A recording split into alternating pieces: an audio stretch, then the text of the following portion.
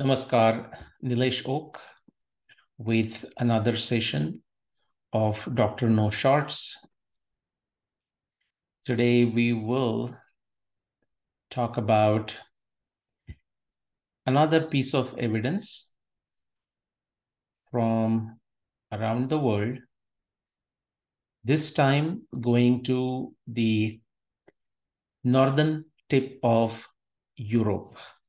Vikings and Krishna's Dwarka, worldwide archaeology evidence for the flooding and destruction of Krishna's Dwarka in 5525 BCE. Okay, so that's part 5, Dr. No Shorts. Let's get into those. Geographically, just so that you understand where this place is, let me start with the map on the extreme left. This is United Kingdom here, Ireland, United Kingdom. This would be the area of France. This is Spain and Portugal. This is portions of Denmark, Germany, so on. And this area here is Norway. And next to that is Sweden. And the area that we are going to look at for the evidence is this sea, North Sea. Think of this area between United Kingdom. This top portion is Scotland. Okay, so United Kingdom and Norway. All right. So, and that's the name Vikings and the evidence for the flooding and destruction of Krishna's Dwarka in 5525 BCE. What we are doing in this map is we are starting, come all the way to the right. We are starting as far back as 20,000 BC. Simply think of this as 20,000 years ago. Remember again, this is a consistent theme. Why are we starting at about 20,000 BC, 20,000 years ago, around that period? Because that is the peak of last glacial maximum. As far as the equatorial belt is concerned, India is concerned, the weather was fabulous. There was agriculture. There was commerce going on, navigation, sophisticated ports. A lot of things were going on. On the agriculture, domesticated animals, so much more. On the other hand, the part of Europe, especially the northern part of Europe, were under the ice sheet, under the glaciers. Okay, so that's the scenario if we go back to say 20,000 years ago. Now, fast forward in time, and this will show you some of the changes happening. The glaciers are melting, ice is melting, temperatures are warming up, sea levels are rising. And with that, with the rising sea levels, a lot of land that was otherwise above water is now going underwater, becoming part of the ocean. So this is this area. So if you see here, of course, there are these glaciers. You can see that covered, So there are areas which have no glaciers, although the temperatures are cooler, okay, such as the area of France, area of Spain, and so on. In 20,000 BC. But as you fast forward, and let's say you come to 16,000 BC, 8,000 BC, 7,000 BC, and so on, and you start seeing the glaciers are going away, the temperatures are going up, ocean levels are rising, and much of the land is going underwater. And this is that area of a Doggerland. But so a lot of land went under the ocean, beginning with 20,000 BC, coming to say 7,000 BC or so. There was one interesting event, and we will discuss about that a little bit more, not into the details, that there is a evidence of tsunami that has been preserved with the landslides and so many things from the coast of Norway. Okay, now that occurred about, say, 6,000 BCE, okay? But that tsunami started the ball rolling for many other things. And keep in mind that additional things are happening. As we saw in the West Indies, multiple catastrophic rise event, 1, 2, 3. As we saw in the Great Barrier Reef, okay? So the water levels are rising. I mean, going back to say 9,000 BCE, 8000 BCE, and so on. So it's a very consistent global phenomenon. Okay.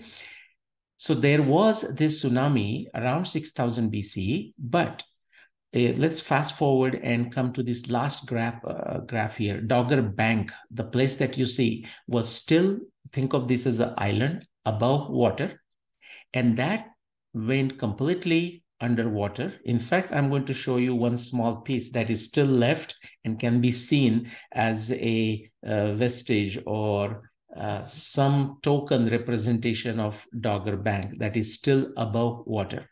This happened, guess when? 5500 BCE. Now, I was looking for a local sea level rise, the way I showed it to you for the Black Sea Formation at the border of Asia and Europe, that is in Turkey, at Istanbul, the Bosphorus Channel. As I showed it to you for multiple locations in West Indies and also at the Great Barrier Reef. But I could not find any available data on the sea level rise, and especially the differential between the Dogger Bank versus the rest of the area that was part of Dogger land. That would have been interesting, but the evidence is not, at least I did not find the evidence. If you come across, please bring it to my attention. You can read more about it, but in simple words, this place called Dogger Bank, and finally and suddenly you can say it went underwater in 5500 BCE, okay? Plus minus, of course, this is an estimate. These are estimates, guys. So 5525 BCE is very much in that range, okay? So that's the evidence coming from the land of the Vikings, okay? So again, this is another picture. What you see here, this small piece of land that you see here, this can be taken as a token representation of the Dogger Bank, which has now gone underwater. Okay, this is in the North Sea. And yeah, just so that geographically you notice this, yeah, the Storega landslide, okay, that happened around 6200 BC. Again, look at all these dates as a rough estimate, okay, that's always going to be the case. Look at the land that is shown in this gray color in about 8000 BCE, but then the sudden changes takes place. Okay, there is this Torrega landslide, that tsunami that starts the ball rolling, and notice this middle blue area, that's the Dogger Bank area, and it goes underwater. In fact, it says here, it was not until 700 years after the Storega landslide, okay, that around 5500 BCE, that the sea level rose so much, that is a sudden sea level rise.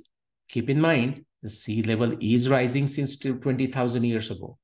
But as I showed it to you in the West Indies data, the work of Professor Paul Blanchard, there is a sudden sea level rise around that, which you can also see in the Great Barrier Reef, okay? It so happened that around 5525 BC, 5525 BCE is what I'm asserting. That's the time it happened.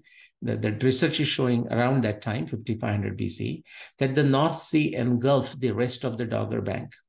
At that point, the island was completely submerged and all traces of it vanished into the waves of the rough North Sea.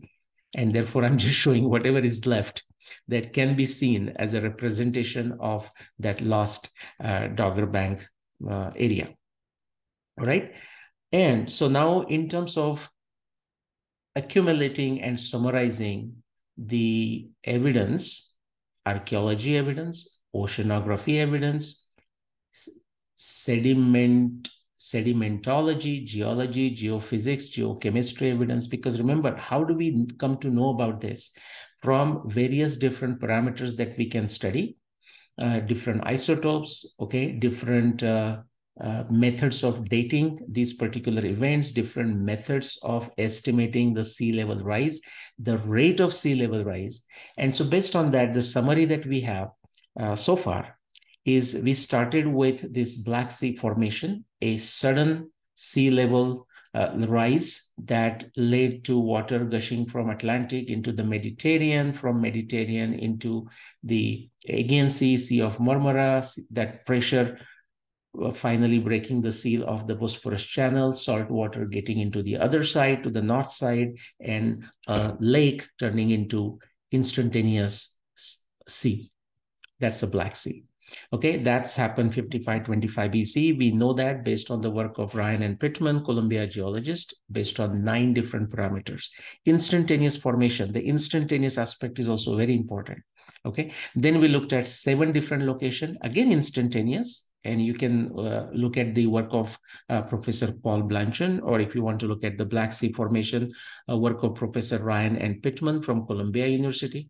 Again, 7 different locations in the Caribbean, the West Indies, a sudden sea level rise of 20 plus feet, okay, in 7 different locations. Then we looked at Great Barrier Reef, again, a huge spike, okay, which right matching at 7,500 years ago, 5525 BC, and then essentially flat and actually coming down. That's what we looked at, the Great Barrier Reef. And here today, the Dogger Bank, okay, Dogger Bank area itself, the sea level rise, sudden sea level rise in 5500 BC was so sudden and significant enough that actually the Dogger Bank also went under the water. All right.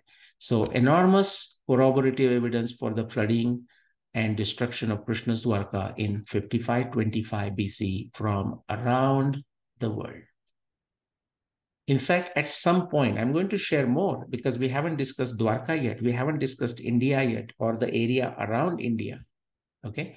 But at some point, we have to stop, and I have to leave it to you guys to actually explore immense evidence that is out there. Okay, especially when you start looking at the deltas, okay, delta formations at the mouth of the rivers when they are meeting the sea around the world. Immense evidence. I have 50 plus papers. But you know what? At some point, and I'll share this, how that works. At some point, when the evidence is so decisive, the evidence is so rich, so consistent, that the value of additional evidence, just verifying, validating the same thing, actually becomes less and less. So at some point, we have to stop. All right, for today, I will stop right here. I'll see you shortly in another session of Dr. No Shorts here, or don't forget the longer sessions in another series called Shraddha and Prajna. Namaskar.